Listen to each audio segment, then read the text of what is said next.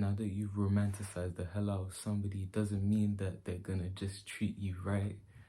Because listen, I find that a lot of creative people, artists, musicians alike, anybody that likes having a muse, has this bad habit of putting their partner, their love interest, somebody who they're pursuing, on a pedestal. You make them out to be like they're the most perfect, best thing that's ever happened to you. And in some respects, it's okay, but most of the time, that's a bad, bad thing. Because look, you're never gonna see them for who they are, meaning that you're never gonna actually have a real connection with them as a person. And more importantly, you miss out on the plethora of red flags that normal people come with, right? And red flags are not just reserved for bad types of people. Everybody has red flags. Where people get into relationships is kind of reconciling those red flags, aka being with people whose red flags you're okay with. Like you've assessed the scope and like you know what you can deal with, you know what you can't. That's about boundaries. But that's another topic for another day. But essentially, when you romanticize someone, you become blind to red flags. You cannot see them. You're seeing green, amber, pink, orange, everything except for the red flags because you've just decided that this is it. This person is everything. And you see, this is incredibly problematic. I know a lot of us like will be like, okay, yeah, but that's how I get my best content. That's how I write my best songs. I have to live life. I have to feel heartbreak. You can feel heartbreak, but you don't need to do that on purpose. I don't think you need to orchestrate situations because even then that's like you're forcing the creativity. I don't think you need to do that. I think you just need to like be calming down a bit and thinking like, is this making sense? Is this person who I actually think them to be, or are they somebody completely different? You know, because sometimes you fall in love with that imaginary person, but that imaginary person is not going to be the one that's there for you. You know, romanticizing someone is not going to stop them from showing their ass. Like, you will see people's true colors, whether you're prepared for it or not. So I feel as though it makes the most sense to be prepared and to be fully aware of who this is that you're getting involved with.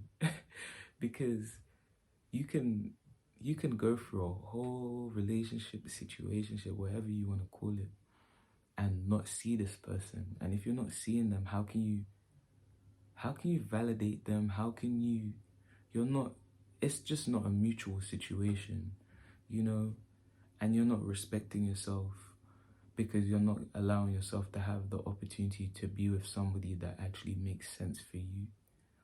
And I think like a lot of people with kind of obsessive personalities, some people with slightly also narcissistic traits, I'm not saying that's a good thing, but you know, tend to approach love and romance from from the lens of what can I get out of this? As in, you're supposed to obviously have a value in your relationship, but when it's becoming too much about yourself and how this makes you feel and how this is just all of the things it's doing for you, you forget to be realistic and just see things plain and simple. You know, everything is not supposed to be confetti and celebrations and triggering all sorts of intense emotions for you, even though that might be how your brain works.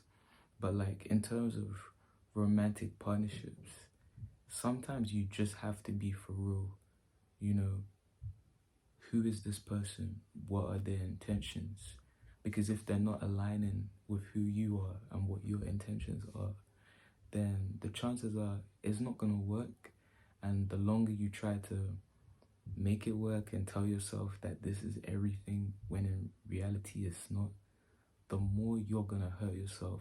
And you're probably going to feel embarrassed in the end. Yeah, you might get a song out of it, but what's the point of putting yourself through a potentially traumatic experience and also just wasting somebody else's time, right? Because they're gonna meet their match. They're gonna meet somebody that meets them on their level after you, but you've kind of also held them hostage because of your own selfish romantic pursuits. Ooh, I didn't mean to call you selfish. I didn't mean to call your ambitions for love selfish, but at the same time, like, let's reflect. What is it? You know, if everything's always based on your imaginations, your projections, then is that really a love that's worth sharing? Do you really believe that you should drag somebody else into that? I don't think so, personally. I don't think that that's the way to do it. So if you've got to a point where you think, okay, I know I'm a hopeless romantic, but you know, that's kind of sounding a bit toxic now that I'm hearing it. All you have to do is think, okay, if I can't see it for myself, do I have friends that can see it for me? Are there people around me that I can ask and I can say, yeah, is this person, is she really the one for me? Is she perfect? Is she 10 out of 10? Is she everything that I wanted? Or am I just making this up? You know, you can ask your friends, they'll tell you the truth. If they're good friends, they'll tell you the truth. They won't just support all of your delusions. Now, I'm not saying that your friends shouldn't support some of your delusions. I think sometimes you need to be hyped up. You know, you might be going through a rough patch. Sometimes you need that. But generally speaking, you need to speak to somebody and have them, you know, review the situation with you. You're not in love with this person, are you? You know, you just fancy them a bit and you want it to be more than it is. But I'm saying, let's not do that. Let's see things for how they are. Because every single time you put someone on a pedestal, they have an amazing, perfect way of embarrassing you and showing their ass. So avoid that, okay? Avoid that. Just be for real. I promise, being for real is still fun. Because what you can romanticize, channel that passion, channel that intensity into romanticizing the small things, like the gestures, the gifts, the everything. Like, put more attachment on the experiences that you feel, not the actual person, but the experiences. Because once you start attaching the intense feelings to the experiences, you start to realize that, oh, I can give this to myself. This is something I could also do for myself. If someone got you flowers, it's not because you're gonna marry them. You might, but you're happy about it because you like flowers. Order yourself some flowers, put it for a random day, let it surprise you and be like, wow, I love myself like that. I did that for myself. Look at me being nice.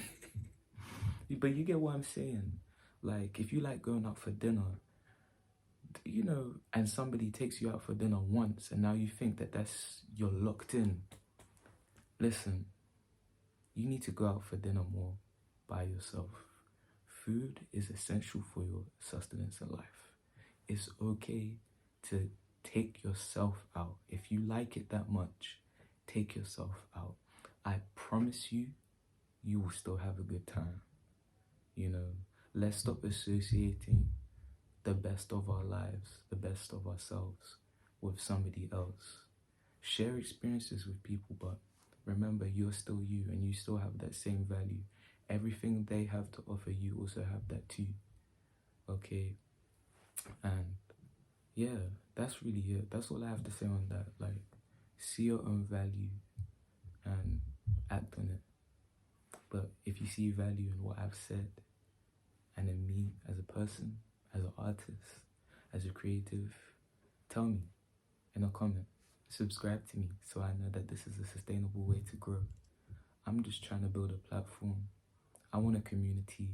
I want people that hold each other accountable with feelings and stuff like that. I'm reflective. I think to myself a lot, but I would like to invite more people into my process. I think that this will be good for my music going forward. So yeah, let me know.